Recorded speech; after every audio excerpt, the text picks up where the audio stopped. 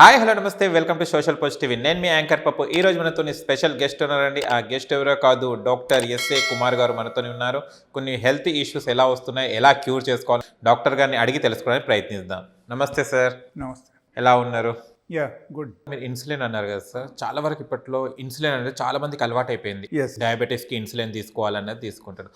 Insulin అనే stage ఎప్పుడు వస్తుంది సార్? ఒకవేళ ఇన్సులిన్ తీసుకోకుంటే ఏంటి ప్రమాదం?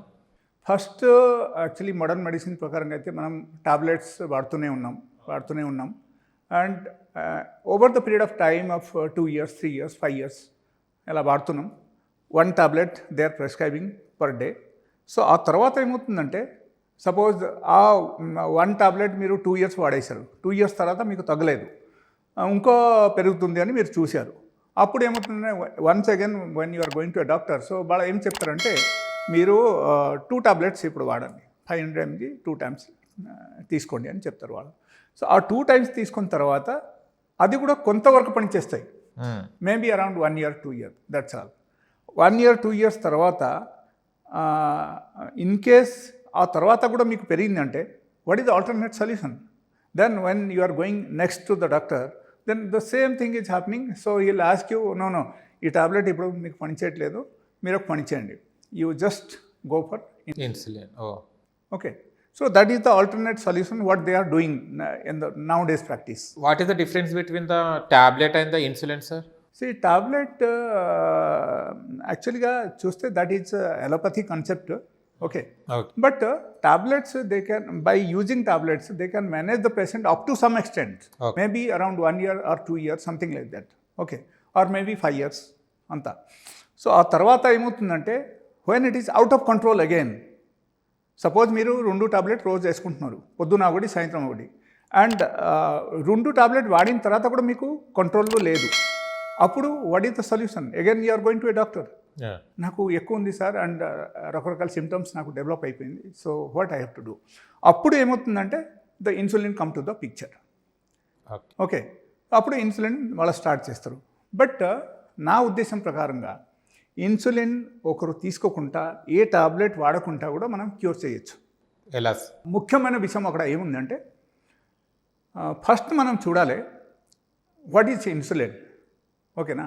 If you think of insulin, actually it is one of the hormone in the body.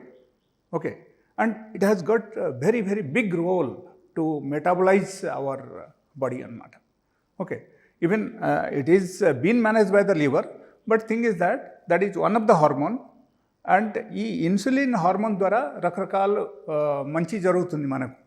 Okay, రకరకాల చెడ్డ కూడా జరుగుతుంది అన్నమాట. ఓకే, సో బోత్ వేలు అది యూజ్ అవుతుంది. దానిలో మనం చూడాల్సింది ఏంటంటే, వెన్ వీఆర్ టేకింగ్ ఇన్సులిన్, ఓకేనా, అప్పుడు ప్రాబ్లం ఏమవుతుంది? అండ్ ఇన్సులిన్ తీసుకోకముందే, సపోజ్ మన బాడీలో ఇన్సులిన్ తగ్గిపోయిందని ఒక డాక్టర్ చెప్పారు, అందుకే మేము ఇన్సులిన్ సజెస్ట్ చేస్తామని. బట్ ఆ ఇన్సులిన్ సజెస్ట్ చేస్తే అది కూడా కొంతవరకు పనిచేస్తుంది. ఓకే, అండ్ ఆ ఇన్సులిన్ సిక్రేషన్ మనకు ఎలా జరుగుతుంది అని, that is the question mark అక్కడ. సో మోస్ట్ ఇంపార్టెంట్ థింగ్ ఏంటంటే, ఇప్పుడు జనాలకు తెలవాలి, లైక్ ఈ ఇన్సులిన్ మనకు ఉత్పత్తి లేకపోతే మనం డయాబెటీస్ అయిపోతాం.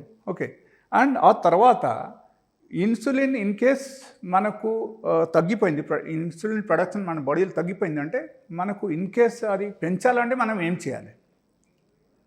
ఈ 2 టెక్నిక్స్ తెలిస్తే చాలు, అది that is more than enough for a person. Insulin తర్వాత ఇంకో స్టెప్ ఏమైనా ఉంటుందా? ఇన్సులిన్ లాస్ట్ స్టేజా తీసుకోవడానికి? As for the allopathic system, as for the modern medicine system, allopathy is the last. అది తీసుకునేటప్పుడు స్కిన్ పైన లేయర్ తీసుకుంటారు సార్, అది తీసుకున్న తర్వాత పెయిన్ రాదా సార్? అది ఇన్సులిన్ తీసుకున్నప్పుడు లైట్గా పెయిన్ ఉంటుంది. Okay okay, so that's not a big thing and people are habituated, they are taking it. Okay okay, so muscular injection అది, సో దాంతో ఎఫెక్ట్ ఏముండదు. ఓకే, సబ్కటినియస్ ఇంజెక్షన్ అంటారు. సో స్కిన్ పైన ఇస్తారు అనమాట. Okay, so that is okay. But insulin వరకు మనం వచ్చేసరికి ఫస్ట్ మనం తెలుసుకోవాల్సింది ఏంటంటే, మనం ఇన్సులిన్ మన బాడీలో ఎలా పెరుగుతుంది, అండ్ ఇన్ కేస్ పెరిగిందంటే దానివల్ల ప్రాబ్లమ్స్ ఏమేమి అవుతుంది, అండ్ ఇన్ కేస్ మనం తగ్గించాలంటే న్యాచురల్ వేలో మనం తగ్గించడానికి మనం ఏం చేయాలి? ఓకే, న్యాచురల్ వేలో కూడా తగ్గించుకోవచ్చు. తగ్గించుకోవచ్చు. ఓకే, చెప్పండి. 100%. Because there is no other solutions, there is no other medicine can work for the insulin. Unless until you don't change your lifestyle, so insulin తగ్గదు ఎట్టు పరిస్థితుల్లో. That is one. And because diabetes is a metabolic disorder, it's a metabolic disorder, completely metabolic disorder. Okay. So మనం life style సరిగా లేకపోతే food habits సరిగా లేకపోతే నిద్ర సరిగా లేకపోతే మనకు ఈ టోటల్ ఆర్గాన్ మనకు అఫెక్ట్ అవుతుంది అనమాట. ఓకే. సో అప్పుడు ఏమవుతుంది, when the organ is affected then symptoms develops, then the pain is developed. Okay. All this thing generally happen. So మనం ఇది ఏం చేయాలంటే ఇన్సులిన్ ఇన్ కేస్ ఎక్కువ సిక్రేషన్ అయితే మనకు ప్రాబ్లం ఏమేమి వస్తుంది మనం చూసుకోవాల్సింది. ఏమేమి ప్రాబ్లమ్స్ వస్తాయి sir? Yeah, the first thing I tell you, obesity, insulin ఎక్కువ ఉత్పత్తి అయితే. ఓకే. ప్లస్ ఈవెన్ వాళ్ళకు ఆకలి చాలా ఎక్కువ ఉంటుంది అన్నమాట, hungry. Yes. Okay. And even different types of organs మన బాడీలో ఉంటుంది కదా, so it affects all the organs. It's spoiled. Yeah, it will affect most of the organs in the body. Okay. Okay. So ఆ ఇన్సులిన్కి మనం తగ్గించాలి. Okay. Insulin secretions మన బాడీలో మనం తగ్గిస్తే అంత న్యాచురల్ వేలు, అప్పుడు మాత్రం అన్ని కంట్రోల్ అయిపోతుంది ఆటోమేటిక్. డయాబెటీస్ ఉన్న పేషెంట్స్కి కోపం కూడా ఎక్కువ వస్తుంది అంటారు, నిజమేనా సార్ అది? No, it's not like that. Like that. But అక్కడ ఏంటంటే సపోజ్ డయాబెటీస్ వల్ల వాళ్ళకు నర్వస్ సిస్టమ్ డ్యామేజ్ అయింది. ఓకే. సో అప్పుడు ఏమవుతుంది, వాళ్ళకి కోపం రావడం అవకాశం. Yes, otherwise nothing. బట్ ఒకరికి సపోజ్ డయాబెటీస్ వచ్చేసి వాళ్ళకు వెయిట్ లాస్ జరిగింది అండ్ బాగా వెయిట్ లాస్ అయింది, హీస్ బికమ్ వీక్ అండ్ వాళ్ళది నర్వస్ సిస్టమ్ డ్యామేజ్ అయింది, లేకపోతే నరం కొన్ని చోట్ల డ్యామేజ్ అయింది, బ్రెయిన్లో కొన్ని నరం డ్యామేజ్ అయితే అప్పుడు మాత్రం ఏమవుతుందంటే ఆటోమేటికలీ దెల్ స్టార్ట్ షౌటింగ్, లేకపోతే ఏం కాదు. అండ్ డయాబెటీస్ ఉన్నప్పుడు నార్మల్గా కొంతమందికి బీపీ ఎక్కువ అయిపోతుంది. ఓకే. బీపీ ఎప్పుడైనా ఎక్కువ అవుతే అప్పుడు దే స్టార్ట్ షౌటింగ్. బీపీ పెరిగితే షౌట్ ఆటోమేటికలీ వాళ్ళకు ఇరిటేషన్ వస్తుంది అన్నమాట. Okay sir, thank you sir, thank you so much, thank you. చూశారు ఫ్రెండ్స్, డయాబెటీస్ ఎలా తగ్గాలో. And not only diabetes, sir చెప్పినట్టు ఫార్ములా ఫాలో అయితే కనుక ఈజీగా ఏదైనా డిసీజ్ని మనం ఈజీగా క్యూర్ చేసుకోవచ్చు అని చెప్పడం జరిగింది. మీకు కనుక మా వీడియో నచ్చి లైక్ చేయండి, షేర్ చేయండి, కామెంట్ చేయండి, సబ్స్క్రైబ్ చేయండి, అక్కడ గంట సింబల్ టంగున కొట్టండి. నేను మీ యాంకర్ పప్పు. Bye bye.